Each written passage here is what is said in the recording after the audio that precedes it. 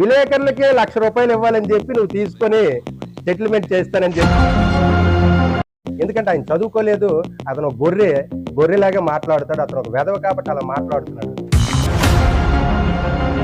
ఆ building తెచ్చిందే CSR పథకం కింద ఆ అరబిందో ఫార్మా కంపెనీ వాళ్ళు కట్టారు.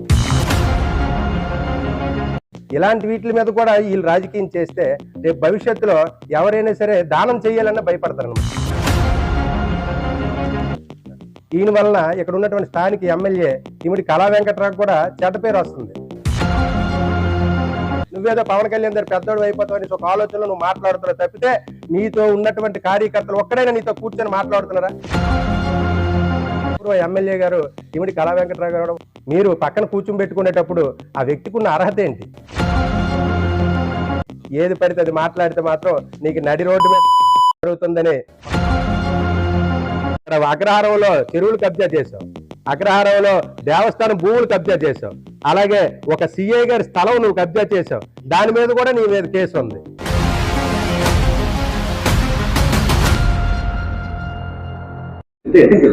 మీడియా మిత్రులందరికీ నమస్కారం అండి. నిన్నటి రోజున 2 రోజుల క్రితం పేపర్లో అలాగే ఒక ప్రైవేట్ న్యూస్ ఛానల్లో విసినిగి శ్రీనివాసరావు అని జనసేన ఇన్ఛార్జ్ అని చెప్పుకుంటున్నటువంటి వ్యక్తి మరి గవర్నమెంట్ హాస్పిటల్లో రెడ్ క్రాస్ సొసైటీ బిల్డింగ్ ఏదైతే ఉందో ఆ బిల్డింగ్ కోసం మాట్లాడుతూ మా వైసీపీ పెద్దలైనటువంటి నాయకులు పెద్దలు బొత్స సత్యనారాయణ గారిని, మధ్య జనసేన గారిని, అలాగే ఇక్కడ మాజీ ఎంపీ బెల్లాని చంద్రశేఖర్ గారిని ఏవో మాట్లాడుతూ వాళ్ళేదో ఇందులో అక్రమాలు చేశారని, ₹1,00,00,000 గవర్నమెంట్ నుంచి ఫండ్ తెచ్చి అందులో 30 లక్షలు మాత్రమే ఖర్చు పెట్టారు, మిగతా 60-70 లక్షల రూపాయలు మా నేతలు ఏవో తిన్నారని చెప్పేసి ఆయన అవాకులు చవాకులు పేలడం జరిగింది. ఆయన ఎందుకంటే ఆయన చదువు రాని వ్యక్తి, ఎటువంటి అవగాహన లేని వ్యక్తి కాబట్టే ఇలా మాట్లాడుతున్నాడు విసినిగిరి శ్రీనివాసరావు.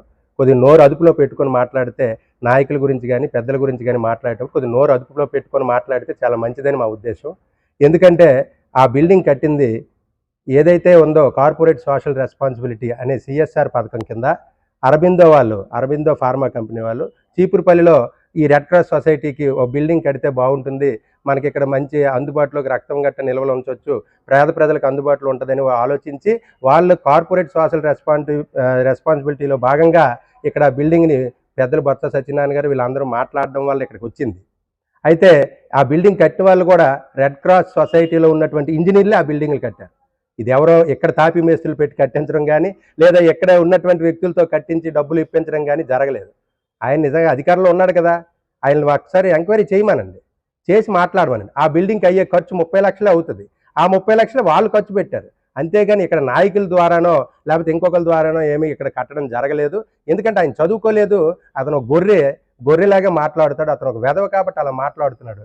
అది ఇంకొకటి ముఖ్యంగా మీడియా మిత్రులందరికీ మా విన్నపం ఏంటంటే, ఎప్పుడైనా సరే ఎవరైనా చెప్తే అక్కడ వెళ్ళి మాట్లాడేటప్పుడు మీరు కూడా వాళ్ళని అడగాల్సిన అవసరం ఉంది. ఎందుకంటే ఆ బిల్డింగ్ తెచ్చిందే సిఎస్ఆర్ పథకం కింద ఆ అరబిందో ఫార్మా కంపెనీ వాళ్ళు కట్టారు. అది మరి ఆయన గవర్నమెంట్ నిధులను ఇలా దుర్వినియోగం చేశారనేసి చెప్తుంటే మీరు కూడా అడగాల్సిందనేది మా ఒక విన్నపం అంతే. అంతేకాకుండా అందులోనే కాదు, అలాగే అక్కడ శవాగారం ఉంది, దాన్ని కూడా హెచ్పిసిఎల్ బంక్ వాళ్ళు సోషల్ రెస్పాన్సిబిలిటీ దీని కిందనే కట్టడం జరిగింది. ఇలాంటి వీటి మీద కూడా వీళ్ళు రాజకీయం చేస్తే రేపు భవిష్యత్తులో ఎవరైనా సరే దానం చేయాలన్నా భయపడతారనమాట. ఎందుకంటే ఇదేంటి ఈ బిల్డింగ్లు కట్టి కూడా దీని మీద అవతాకలు చూపించారనేసి ఒక నింద ఏర్పడి మనకు వచ్చేటువంటి ఈ కార్పొరేట్ సోషల్ రెస్పాన్సిబిలిటీ కింద వచ్చే పథకాల కింద ఎవరైనా పెద్ద కంపెనీలు కానీ రావడానికి మరి ఆలోచిస్తారనేది మా భావన. ఆ తర్వాత ఈయన ఎప్పుడు పడితే అప్పుడు ఏది పడితే అదే మాట్లాడుతున్నాడు. ఈయన వలన ఇక్కడ ఉన్నటువంటి స్థానిక ఎమ్మెల్యే ఇమిడి కళా వెంకట్రావు కూడా చెడ్డ పేరు వస్తుంది.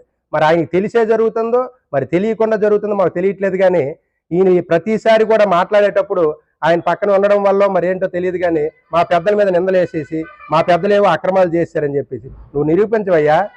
మా పెద్దలు ఏమైనా తప్పులు చేసి ఉంటే నువ్వు నిరూపించు, అధికారంలో ఉన్నావు, నీకు చేత కాదు, నువ్వు ఏది పడితే అదే మాట్లాడుతావు.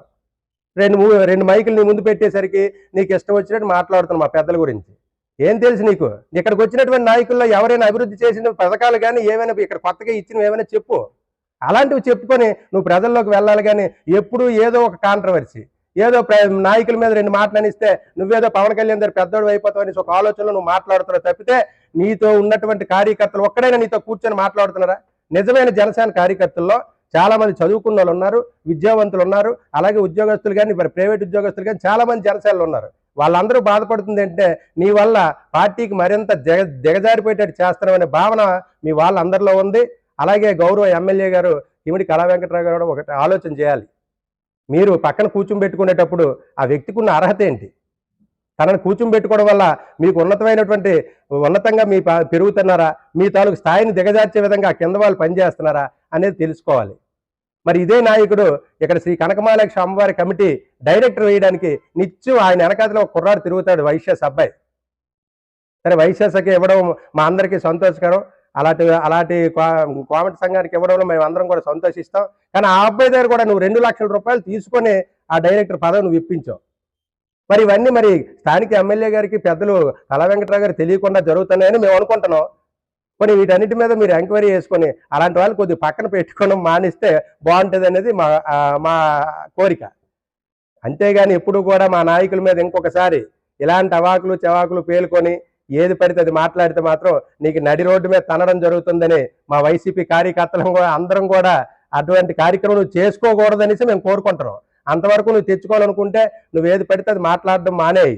ఎక్కడి నుంచైనా నువ్వు అధికారంలో ఉండి ఏదైనా పేద ప్రజలకు మంచి చేయడానికి ప్రయత్నం చేయాలి, కానీ ప్రతి దానిలో కూడా నువ్వు కాంట్రవర్సీని ఎత్తుక్కొని అందులో పెద్దల మీద నిందలేస్తే నువ్వేదో పైకి వెళ్తావని ఒక ఆలోచనతో నువ్వు మాట్లాడుతున్నావు తప్పితే నువ్వు ఇందులో ఏది కూడా ప్రజలకి ఏది చేసింది ఏమి నీకు చేత కాదు. నువ్వు చదువుకొని వెదవు, నీకు అసలు చదువు సంస్కారం లేదు. నువ్వు మాట్లాడితే మైకు పెడితే ఏది పెడితే అది మాట్లాడేస్తావు. దాని మీద ఒక అవగాహన ఉండాలి. మాట్లాడేవని అంటే ఇది ఏంటి, అందులో ₹1 కోటి అన్నావు, 30 లక్షల రూపాయలు వాళ్ళు పెట్టి వాళ్ళు ఇంజనీర్లతో కట్టించిన బిల్డింగ్ నువ్వు అన్నావు. నీకు చేతనైతే గౌరవ ఎమ్మెల్యే గారితో మాట్లాడి రేపు అది తెప్పించే విధంగా నువ్వు ప్రారంభం చేయి. అంతేగాని ఇలాంటి మాటలు మాట్లాడకూడదు.